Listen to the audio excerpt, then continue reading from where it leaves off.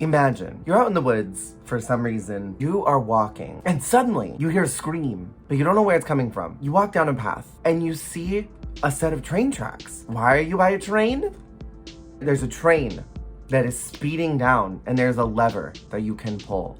And you see that the train is about to hit 5 people who are tied up on the train tracks. Who tied them up? This seems like an OSHA violation, but you have to choose to turn the crank so that the train goes the other way. But you look on the other track and your very best friend in the world is tied down on that track. Why the hell are you here? Dan, I told you to meet me at the McDonald's, not to get yourself tied up on this train track. You have a choice. You have to sacrifice your very best friend in the world who was gonna meet you at McDonald's and got themselves tied up here. Or you have to sacrifice the 5 people who are tied up on the track.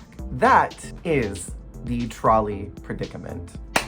Hello everybody, my name is Jer. Welcome in to my channel. Today I want to talk about the Trolly Predicament. This is a fascinating one. There is no right or wrong answer here. This is a classic philosophical conversation to get your mind ticking about the consequences of your actions. What's interesting about this particular situation is that everybody answers a little bit different and for different reasons.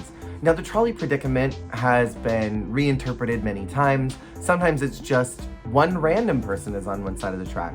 Sometimes it's your friend, sometimes it's family, sometimes it's your lover. It's to gauge morality. The broader statement is that sometimes the needs of the many outweigh the needs of the few. But beyond that, this predicament is a way of opening up your mind.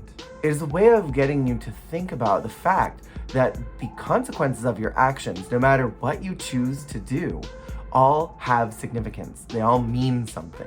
You do not exist in a bubble. You don't exist on an island. Everything you do matters. Everything you don't do matters. And that is what the Trolly Predicament is trying to get you to think about. If you decide, well, I don't want to put my hands on the lever, so I'm just going to let it hit whoever it hits, and then I won't be responsible. That is still making a choice. This whole situation is designed to make you realize that what you don't do is just as effective as what you do. So here's a couple situations. You yell at a service worker. You see a person who needs help, and you choose not to give them $1. You have a friend. We'll call them Barb. And Barb is very upset with Diane. And Diane has invited you to a party. And there are a bunch of people at this party that you want to go and hang out with.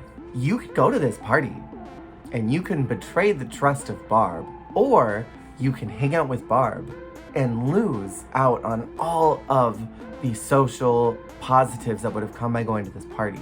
So again, this trolley situation is designed to make you think, who do you choose? What do you choose? Do you give this person $1? Do you yell at this service worker? Do you not yell at them and be understanding? Do you go to the party? There are so many things in life that we are so sure just affect us, but the ripple effect of what you do impacts more people than what you realize. And that doesn't mean that by you going and buying a stick of gum from the grocery store is going to have a greater impact on the world.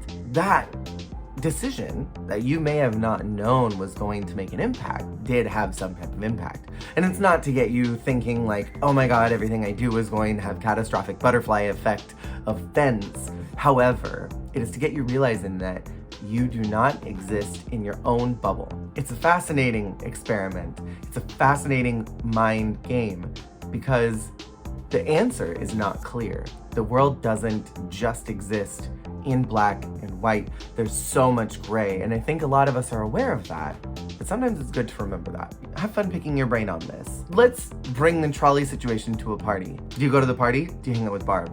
I'm curious what your thoughts are in the comments below. Thanks for watching. See you next time.